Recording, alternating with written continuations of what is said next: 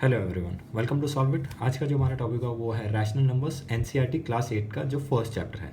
तो आज हम देखेंगे टिप्स एंड ट्रिक्स और ये कैसे फॉर्मूला स्टेप्स कैसे याद रखते हैं एंड सो ऑन, पूरा प्रोसीजर। आज के इसमें हम पूरा चैप्टर कंप्लीट करेंगे जिससे आप ऑलमोस्ट सारी एक्सरसाइजेस कंप्लीट कर पाओगे और इसके नेक्स्ट वीडियो में हम एक्सरसाइजेस करेंगे। सो आइए देखते हैं हम आज रैशनल नंबर्स होता क्या है फर्स्ट। सो रैशनल नंबर्स पे जाने से पहले लेट्स सी नेचुरल नंबर्स क्या होता है। Natural numbers, so number line पे मैं आपको शो करूँगा ताकि विजुअलाइजेशन से बेटर। सो जो भी नंबर्स होते हैं 1 2 3 4 एंड सो ऑन, उन्हें हम नेचुरल नंबर्स कहते हैं जो 1 से शुरू होते हैं। और जो होल नंबर्स होते हैं जो कि 0 से स्टार्ट होते हैं, 0 1 2 3 एंड सो ऑन, उन्हें कहते हैं हम होल नंबर्स। और फिर आते हैं इंटीजर्स, इंटीजर नंबर्स। सो इंटीजर्स क्या होता है कि देखिए, समझो नंबर लाइन है, यहाँ पे 0 है, यहाँ पे 1 2 3। इंटीजर्स में क्या खास बात है कि ये नेगेटिव साइड में भी एक्सपांड होते हैं, -1 -2 -3 एंड सो ऑन, इन्हें कहते हैं इंटीजर्स। अब बारी आती है रैशनल नंबर्स की। रैशनल नंबर्स दिखने में कैसे दिखते हैं मैं बताता हूँ। रैशनल नंबर्स, ये सपोज हम ये जो इंटीजर्स की नंबर लाइन है इसको हम जूम इन करें 0 और 1 के बीच में। तो आइए थोड़ा जूम इन कर लेते हैं। 0 1, ये जो पार्ट है ये हमने जूम इन किया हुआ है। 0 और 1, 0 1 के बीच में अगर 1 का जो हाफ होता है वो इन दोनों के बीच में यहाँ पे कहीं पे होगा, उसे हम बोलेंगे 1/2। और इसका 1/2 का भी हाफ अगर ले लें तो वो होता है 1/4। सो ये जो नंबर्स हैं ऐसे सब डिवाइडेड, 1/4 1/2, इन्हें कहते हैं हम रैशनल नंबर्स। आप कोई भी नंबर को रैशनल नंबर के फॉर्म में रिप्रेजेंट कर सकते हो। मीन्स जैसे कि 8/4 रिप्रेजेंट कर दिया, 8/4 क्या होगा, दैट इज़ 2। सो हम कोई भी नंबर को एज ए रिप्रेजेंट कर सकते हैं रैशनल नंबर। सो आइए अब स्टार्ट करते हैं रैशनल नंबर्स रियल चैप्टर। सो रैशनल नंबर्स का जो मेन फर्स्ट स्टेप आएगा वो है कि उनकी आइडेंटिटी क्या होगी। तो रैशनल नंबर्स को हम कैसे रिप्रेजेंट करेंगे वो देखना है। सो P/Q, ये है इनकी आइडेंटिटी। P/Q, P कोई भी नंबर हो सकता है, Q भी कोई भी नंबर हो सकता है। जैसे कि हमने अभी देखा, समझ लीजिए 2/9 ये रैशनल नंबर है, 6/1 ये रैशनल नंबर है। देखिए बेस में 1 भी हो सकता है। सो न्यूमरेटर और डिनोमिनेटर में क्या है उससे पता चलता है कि रैशनल नंबर है कि नहीं। और नेगेटिव भी हो सकता है। क्या नहीं हो सकता है, बेस में 0 नहीं हो सकता। 6/0, this is not a rational number. So कभी भी बेस में 0 नहीं चाहिए and sign negative positive, it's all okay. So कोई भी नंबर जिसका साइन पॉजिटिव है और बेस में 0 नहीं है उसे हम रैशनल नंबर बोल सकते हैं। सो यहाँ पे कंडीशन क्या बनी फिर हमारी, Q should not be equal to 0, ये मेन कंडीशन है हमारी। सो अब देखिए मैंने एक टेबल बनाया है जिससे हम देखेंगे कि प्रॉपर्टीज़ को कैसे याद रखना है, रैशनल नंबर्स की प्रॉपर्टीज़।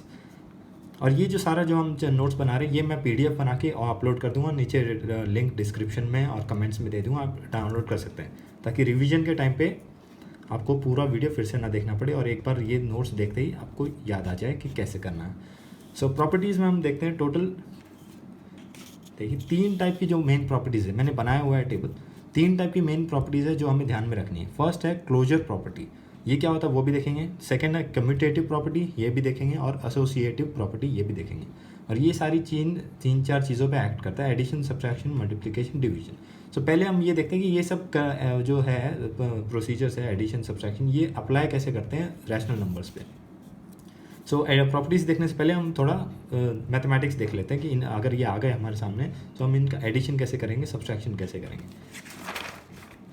सो आइए ऐड करके देखते हैं। सपोज कोई भी 2 नंबर दिए हुए हैं हमें, ऐड मतलब A/B प्लस C/D, ये दिया हुआ है।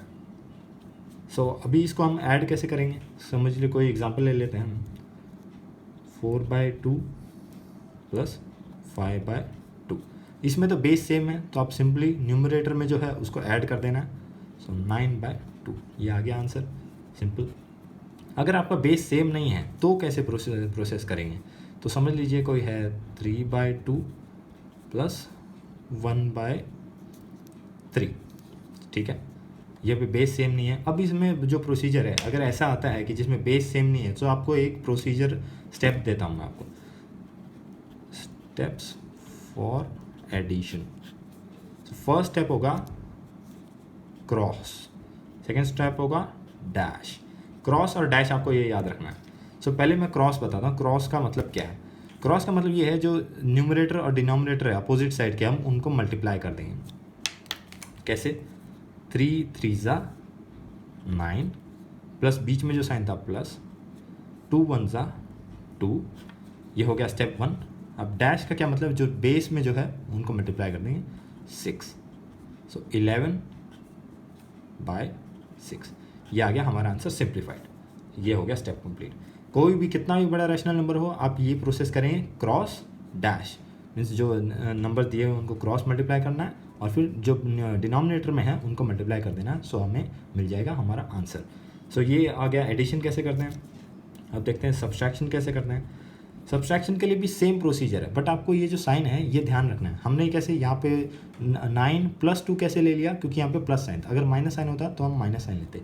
सेम प्रोसीजर है, बस साइन का ध्यान रखना है आपको। जो यहाँ पे जो साइन रहेगा वो वही यहाँ पे पुट होगा। ओके, सब्सट्रैक्शन का हो गया। अब देखते हैं हम मल्टीप्लिकेशन कैसे करते हैं। Multiplication one of the easiest है। समझ लीजिए कोई हमें नंबर दिया हुआ है कि 4/5 × 5/4। इसको कैसे करेंगे? मल्टीप्लिकेशन है, एडिशन या सब्सट्रैक्शन नहीं है। तो हमें डायरेक्ट, ये बहुत ही सिंपल है, डायरेक्ट मल्टीप्लाई कर दो। 5 4 ज़ा 20, 5 4 ज़ा 20, आंसर आ जाएगा 1 बस। और अब बेस का यहाँ पे चेक करना ही नहीं है कि बेस सेम है कि नहीं है, डायरेक्टली आपको मल्टीप्लाई कर देना और हो गया। सेम डिवीजन भी बहुत ईजी है। डिवीजन का जो प्रोसेस है उसमें देखिए, सपोज हम कंसिडर करते हैं 4/1 डिवाइडेड बाय 2/1। इसमें बेस सेम है, फिर भी आप बहुत सिंपल से कर सकते हैं, आंसर आएगा 2। बट अगर आपको लगे कि आपको याद नहीं रहेगा बेस का, तो आप इसमें जो प्रोसेस है वो आप कर सकते हैं। इसमें बस एक ही प्रोसेस है कि आपको इस साइड में जो सेकंड जो है एलिमेंट है उसको फ्लिप कर देना है। फ्लिप का मतलब देखिए 4/1 ये हो गया डिवाइडेड बाय 1/2। जो 1 ऊपर चला गया, 2 नीचे चला गया। अब देखिए बहुत ही सिंपल हो गया। और फिर बाद में इसको डायरेक्टली मल्टीप्लाई कर देना है। 4 देखिए मल्टीप्लाई कर देना सामने वाले, फ्लिप करने के बाद मल्टीप्लाई कर देना सामने वाले के साथ, जैसे हमने मल्टीप्लिकेशन में किया था। 2/2 आंसर आ गया 2, सिंपल। ये एडिशन में हमने किया था क्रॉस और डैश, सब्सट्रैक्शन में भी सेम। मल्टीप्लिकेशन में सामने वाले से मल्टीप्लाई, डिवीजन में फ्लिप करके सामने वाले से मल्टीप्लाई। ये प्रोसीजर कर दिया, आपका आंसर आएगा ही आएगा, कोई भी गारंटी, मीन्स कोई भी कंडीशन। आइए अब देखते हैं नेक्स्ट, प्रॉपर्टीज़ में ध्यान रखते हैं।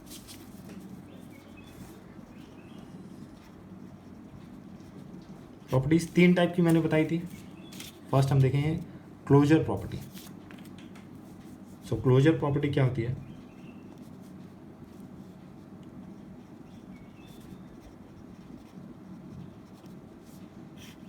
ओके, क्लोजर प्रॉपर्टी सब के लिए चेक करेंगे। पहले एडिशन के लिए चेक कर लेते हैं। पहले डेफिनेशन क्या है क्लोजर प्रॉपर्टी का कि A/B ये रैशनल नंबर है प्लस C/D दूसरा रैशनल नंबर। अगर हम दोनों को ऐड करेंगे तो जो आंसर आएगा वो भी रैशनल नंबर ही होना चाहिए। अगर रैशनल नंबर है तो फिर ये क्लोजर प्रॉपर्टी है, मीन्स एक्सेप्ट करता है क्लोजर प्रॉपर्टी को। आइए देखते हैं अप्लाई होती है इस पर क्लोजर प्रॉपर्टी। कोई एग्जांपल देख लेते हैं। 4/2 प्लस 5/2।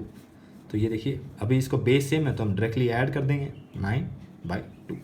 ये देखिए ये है ना, तो इसका बेस 0 है तो Q नॉट इक्वल टू 0, इसका मतलब ये है। This is a rational number. Negative sign हो हमें कोई फ़र्क नहीं पड़ता, बस बेस 0 नहीं होना चाहिए। बेस 0 नहीं है इसका मतलब ये रैशनल नंबर है। आइए हम टिक करते हैं। एडिशन के लिए closure property, yes it applies. Next let's check for multiplication और subtraction. Let's go for subtraction. Subtraction की प्रॉपर्टी क्या कहती है? A/B minus C/D। जो भी है, जो भी प्रोसेस करने के बाद रैशनल नंबर आता है आंसर, वो अगर आंसर रैशनल नंबर ही आता है then it follows the closure property. Let's see with an example. 3/5 minus 1/5। हम सेम न्यूमरेटर डिनोमिनेटर क्यों ले रहे हैं, ताकि हमें प्रोसेस करने में ईजी हो। बाकी आप वो जो मैंने प्रोसीजर बताया आप उससे फॉलो अप कर ही सकते हैं। सो ये होगा 2/5। सो देखिए Q is not equal to 0, hence it's a rational number. So ये सब्सट्रैक्शन के लिए भी फॉलो अप करता है। So let's do tick a mark here, let's check for same multiplication. So suppose the rational number is a/b into c/d। So हमें चेक करना है कि रैशनल नंबर है। सो कोई एग्जांपल ले लेते हैं, 4/5 इंटू 5/4। अब देखिए हमारा मल्टीप्लिकेशन का प्रोसीजर तो हमें पता ही है, डायरेक्ट सामने वाले से मल्टीप्लाई कर देना है। 20 इक्वल टू आंसर, ये रैशनल नंबर तो है ही, हमें पता ही है, अगर इसको आप फर्दर सॉल्व करेंगे तो भी आपको पता चल जाएगा। सो ये है हमारा रैशनल नंबर जो कि सारी कंडीशन सेटिस्फाई करता है। क्यू 0 नहीं है, साइन से फ़र्क नहीं पड़ता, so it is a rational number. henceforth closure property applies on multiplication too. Now let's check for same in division में a by b divided by c by d equal to rational number. ये पूछ रहा है कि rational number है कि नहीं। So let's check 4/1, same example ले लेते हैं जो पीछे लिया था, डिवाइडेड बाय 2/1।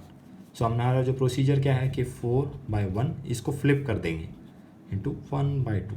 फ्लिप करने के बाद हमारा आंसर आता है मल्टीप्लाई का 4/2। So hence it is a rational number, hence division also applies closure property.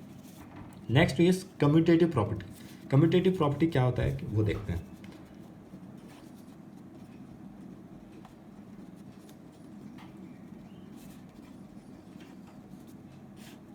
Commutative property मैं शॉर्ट फॉर्म में लिख रहा हूँ, आपको एग्जाम में फुल फॉर्म में लिखना है अगर आपको कहीं पे पूछा जाए तो।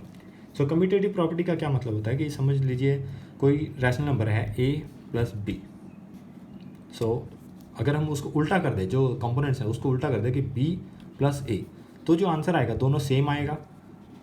अगर सेम आते हैं then it follows commutative properties. So then it means that commutative property जो है वो अप्लाई करती है इसके ऊपर। सो आइए एक एक करके एग्जांपल चेक कर लेते हैं। सेम सबके लिए चेक करना है, एडिशन के लिए तो ये तो स्मॉल इंटीजर्स हो गए। सो अब चेक करते हैं रैशनल नंबर्स के लिए a/b प्लस c/d, और इसमें हम उल्टा कर देंगे, पहले c/d लेंगे प्लस a/b। सो ये क्या ये इक्वल होगा? अगर ये इक्वल होगा तो ये कम्यूटेटिव प्रॉपर्टी को एग्री करता है। So let's see with an example, 2/4 plus 4/4, और इसमें अब हम उल्टा करेंगे, 4/4 पहले चेक करेंगे then 2/4। Let's see if we go by the procedure we get 6। जो आपको प्रोसीजर, चलिए मैं आपको पूरा कंप्लीट प्रोसीजर दिखाता हूँ। ये क्रॉस मल्टीप्लाई करेंगे पहले, 4 2 ज़ा 8, 4 4 ज़ा 16, 4 4 ज़ा 16। सो ये हो गया 16 plus 4 that is 16 plus 8 that is 24/16। अब आप इसको सिंप्लीफाई कर सकते हैं, 6/4। So same on this side अगर आप सेम प्रोसीजर अप्लाई करेंगे so you will get again 6/4। Hence आपको क्या पता चल गया, दोनों साइड इक्वल आ रहे हैं कि जबकि हमने जो कंपोनेंट्स हैं उनको शफल कर दिया, फिर भी मीन्स उल्टा प्रोसीजर किया, a प्लस बी की जगह b प्लस a किया तो भी हमारा आंसर इक्वल ही आ रहा है। ये आप खुद ट्राई करके देखिए, आपको ज़रूर आ जाएगा same answer. So it means commutative property को ये एग्री करता है। So addition goes for commutative property, yes. So now let's see for subtraction.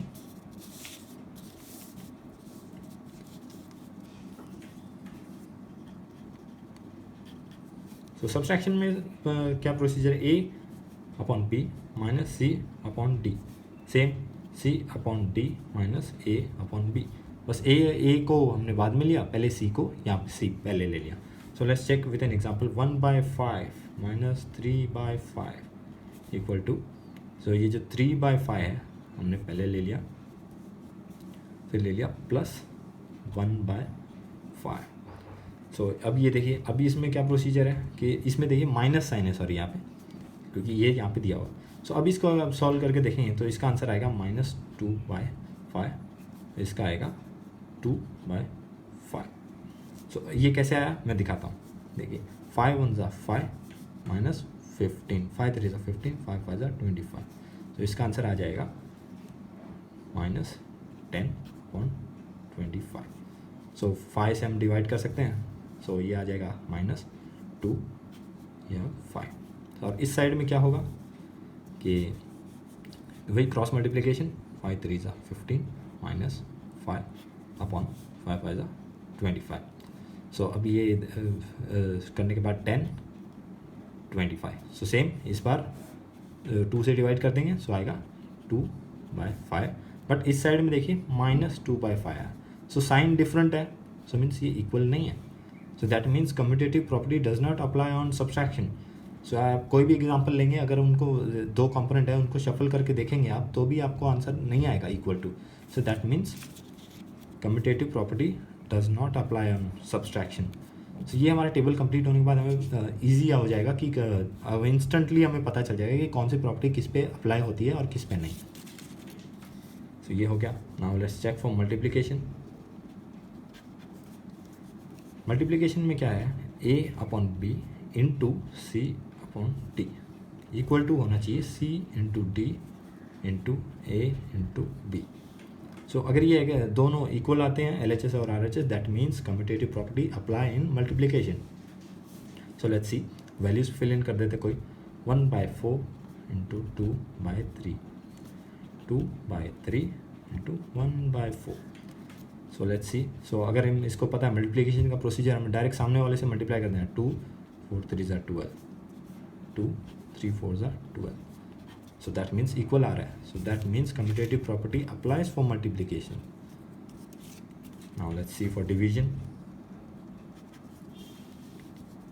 Don't worry, अगर आपको पीछे का जो आप है वो भूल रहे हैं तो हम एक बार लास्ट में फिर से रिव्यू करेंगे कौन सी प्रॉपर्टी क्या करती है। सो डिवीजन में भी same procedure, a/b divided by c/d equal should be equal to c/d divided by a/b। Let's take an example, 6/4 divided by 2/3, same 2/3 divided by 6/4। So अगर ये LHS और RHS इक्वल आता है तो हमें पता चल जाएगा कि yes it applies for commutative property division. So let's solve it. हमें फ्लिप वाली प्रोसेस तो पता ही है। सो फ्लिप वाली प्रोसेस मैं चाहूँगा कि आप इसमें खुद अप्लाई करके देखें, मैंने ऑलरेडी की हुई है। सो 18/8 आएगा इसका आंसर, और इसमें फ्लिप हो जाएगा क्योंकि हम फ्लिप यूज़ करते हैं, तो इसका आंसर आएगा 8/18। सो दोनों इक्वल नहीं है, LHS is not equal to RHS।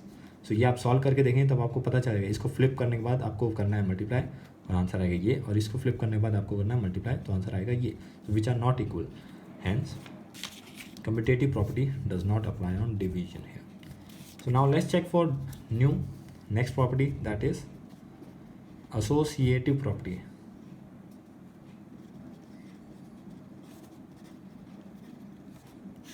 So what associative property says is कि let's suppose A plus B plus C है LHS में, और RHS में भी A plus B plus C है। So अगर हम इसको सॉल्व करते टाइम अगर ये दोनों ब्रैकेट में सेम डालें तो, और ये इक्वल टू, अगर इन दोनों के इक्वल आएगा क्या, मीन्स अगर इन दोनों का पेयर बना दिया, क्योंकि बॉडमॉस के रूल के अकॉर्डिंग तो हम पहले इसे सॉल्व करेंगे फिर बाहर का सॉल्व करेंगे, पहले इसे फिर बाहर का।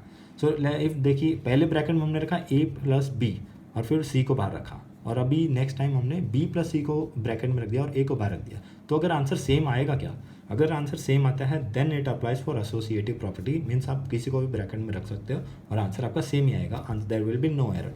सो let's check for it. So first let's go for an example. So let's take it 4 plus 2 plus 6. So let's take it 4 plus 2 plus 6। Same A B C की जो वैल्यूज़ है मैंने वही ए बी सी की वैल्यूज़ इसमें put कर दी। सो ये आएगा 6 plus 6 4 plus 8। 6 plus 6 is 12, 4 plus 8 is again 12। Henceforth it regardless of the brackets you will get the same answer on both the sides if values are same. So associative property is applicable on addition. Let's check for the next example.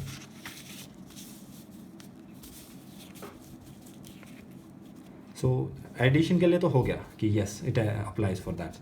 Now let's check for subtraction. Subtraction में क्या process है, अभी इस बार हमने तो पिछले बार देखा था हमने इंटीजर्स के टर्म, इस बार हम फ्रैक्शंस के टर्म्स में देखेंगे। That is rational number a minus B C upon D minus E upon F you should be equal to a upon B minus C upon D minus E upon F. Same है, अब brackets change करके देखते हैं। सो पहले हम bracket में डालेंगे इन दोनों को, फिर हम ब्रैकेट में डालेंगे इन दोनों को। अगर ये दोनों इक्वल आते हैं तो हमें पता चलेगा कि ये है कि नहीं। अगर ये इक्वल आते हैं तो then it's works, it's fine, it's goes for associative, sorry हाँ yes associative property for addition. If not, अगर LHS इक्वल टू RHS नहीं आता है then it doesn't go for associative properties. So मैंने चेक किया हुआ है, थोड़ा लेंथी प्रोसीजर। आप इसमें मैं चाहूँगा कि आप कोई भी वैल्यूज़ इसमें फिल करें 2 4 1 2 3 8 और फिर ये ट्राई करके सॉल्व करके देखें। आपका मैं कंफर्म कहता हूँ LHS इक्वल टू RHS नहीं आएगा। सो मैं डायरेक्टली बता कर देता हूँ यहाँ पे कि not applicable. So this is not applicable on associative property for subtraction. Now same let us for do it for multiplication. मैं शॉर्ट फॉर्म में लिख रहा हूँ यहाँ पे मल्टीप्लिकेशन। तो मल्टीप्लिकेशन कैसे होता है, a upon B into C upon D into E upon F. So same a upon B into C upon D into E upon F. So suppose हम इन दोनों को ब्रैकेट्स में ले लेते हैं और फिर नेक्स्ट टाइम हम इन दोनों को ले लेते हैं ब्रैकेट्स में।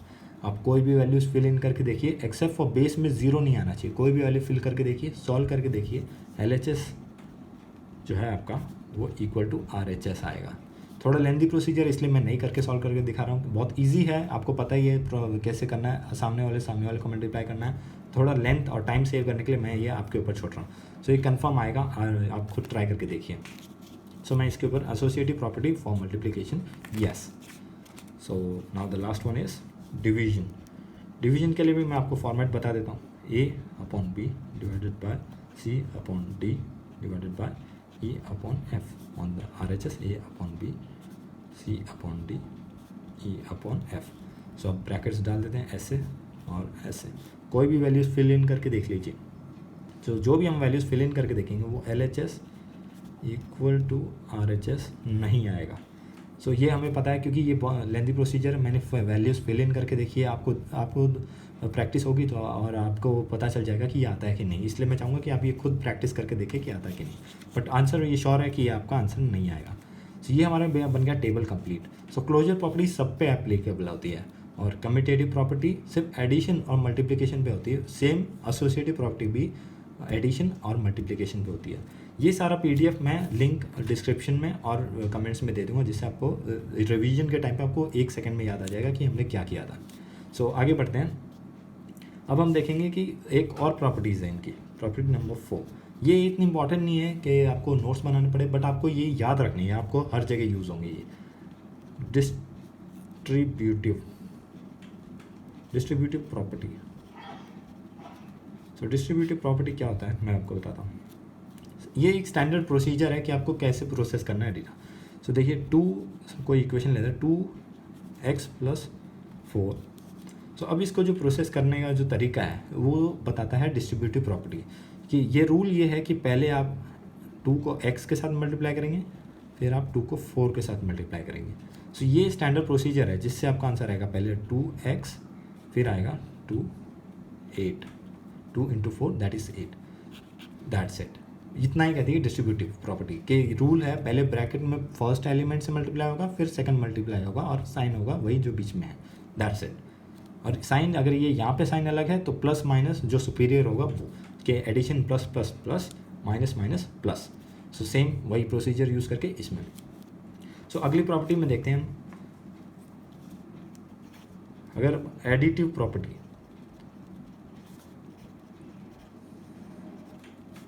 अब एडिटिव प्रॉपर्टी क्या होता है कि मैं देखता हूँ, बहुत ही सिंपल है, very simple and very easy.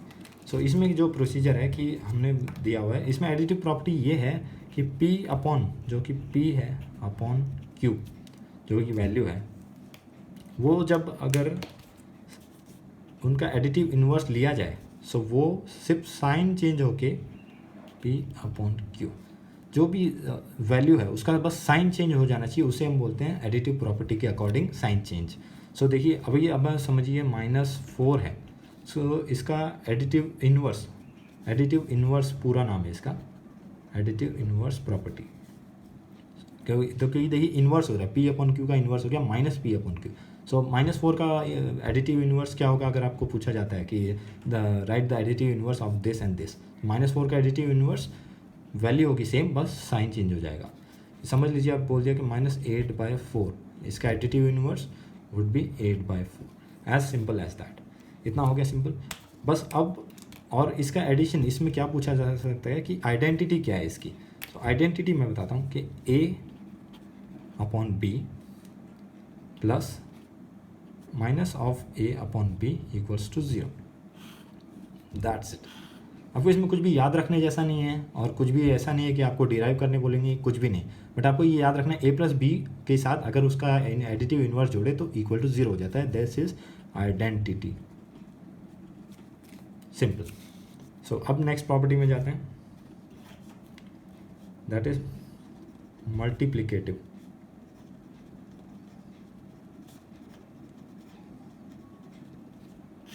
Multiplicative property, तो इसमें क्या होता है कि P अपॉन Q जो है वो should be equal to Q upon P, जो कि वैल्यू है P अपॉन Q है। अगर उसमें हम मल्टीप्लिकेटिव प्रॉपर्टी यूज़ करेंगे तो वो फ्लिप हो जाएगा। फ्लिप में जो हमने ये सेम फ्लिप है जो हमने डिवीजन में लगाया था।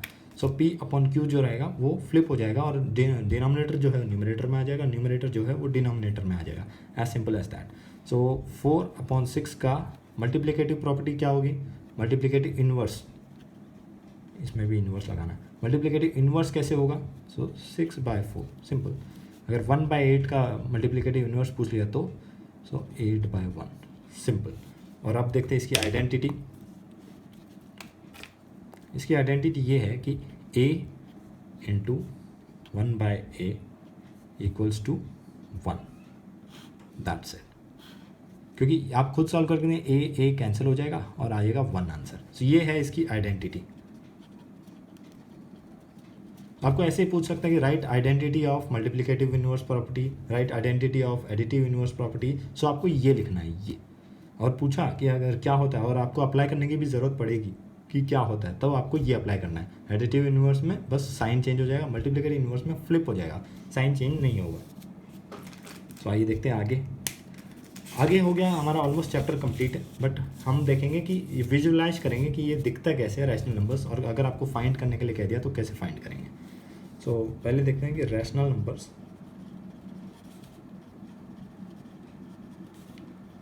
On number line.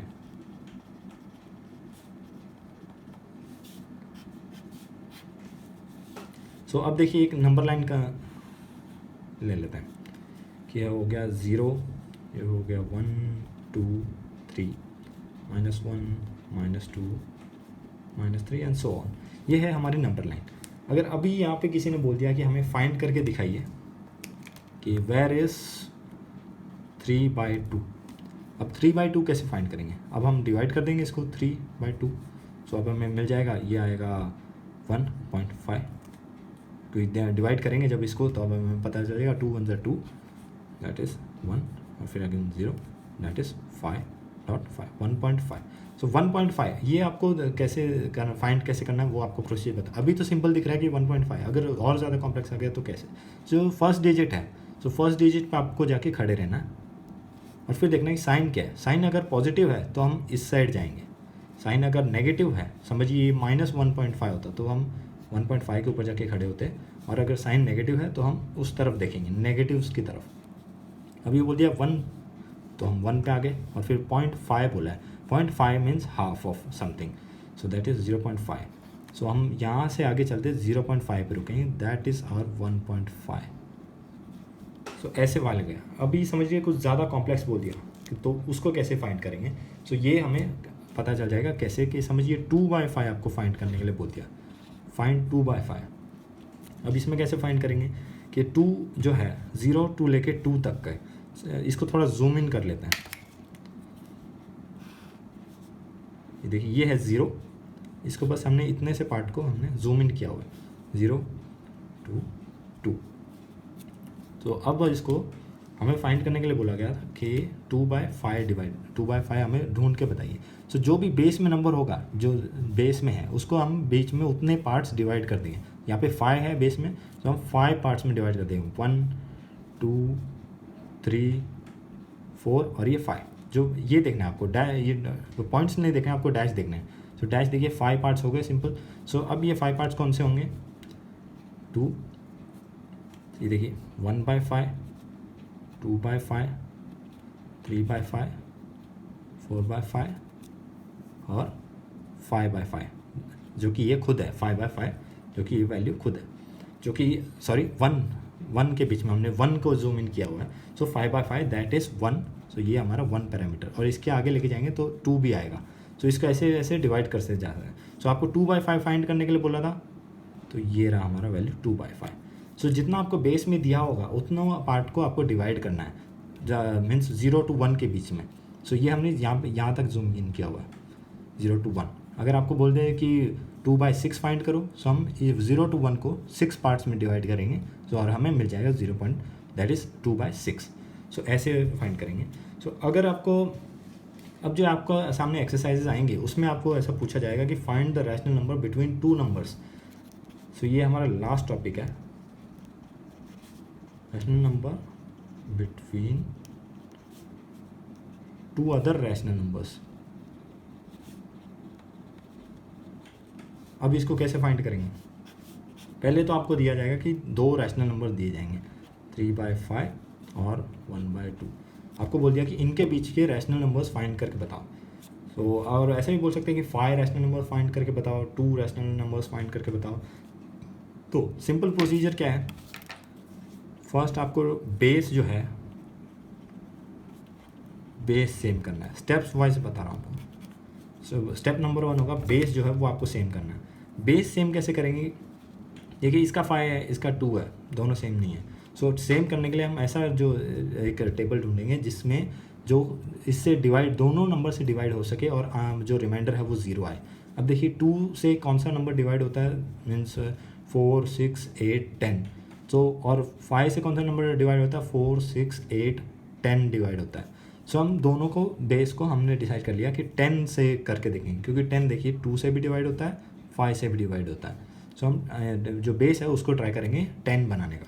सो इसको 10 बनाने के लिए इंटू 2 करेंगे, और जो भी ऑपरेशन हम डिनोमिनेटर में करते हैं वो ऊपर भी करना होता है कंपलसरी।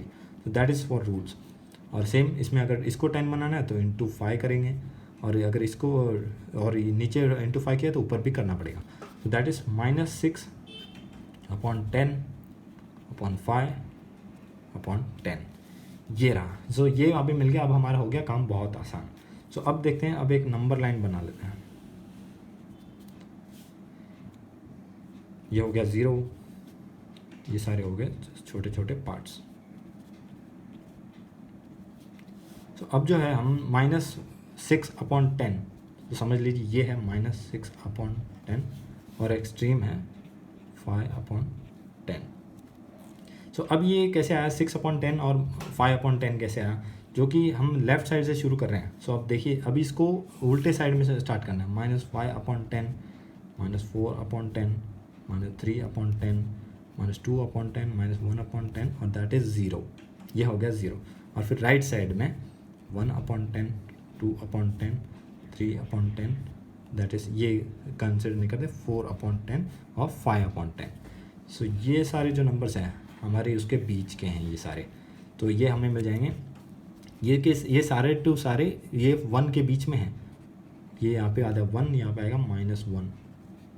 सो ये रहे, ये हमने उसको इतने ही पार्ट में डिवाइड कर दिया। पिछली बार हमने ये सेम एग्जांपल किया था 0 to 1 के बीच में, 0 to 1 के बीच में किया था, तो हमें था चाहिए था 2/5, तो हमने इसको 0 to 1 को 5 पार्ट्स में डिवाइड कर दिया। सो अब हमारा बेस 10 था, तो हमने 0 to 1 को 10 पार्ट्स में डिवाइड कर दिया, और जो हमें वैल्यू चाहिए थी हम वहीं पर रुक गए। ये आगे जाता है -7/10 -8/10। सो और ये हमें 5/10। सो ये हमारी वैल्यूज़ हैं जो हमें मिल चुकी है। अगर आपको बोला जाए कि find 20 values between rational numbers, these rational number, तो आपको ये जो डिनोमिनेटर है उसको बड़ा करना पड़ेगा। सो जितना बड़ा करेंगे आपको उतना बड़ा आंसर मिल जाएगा।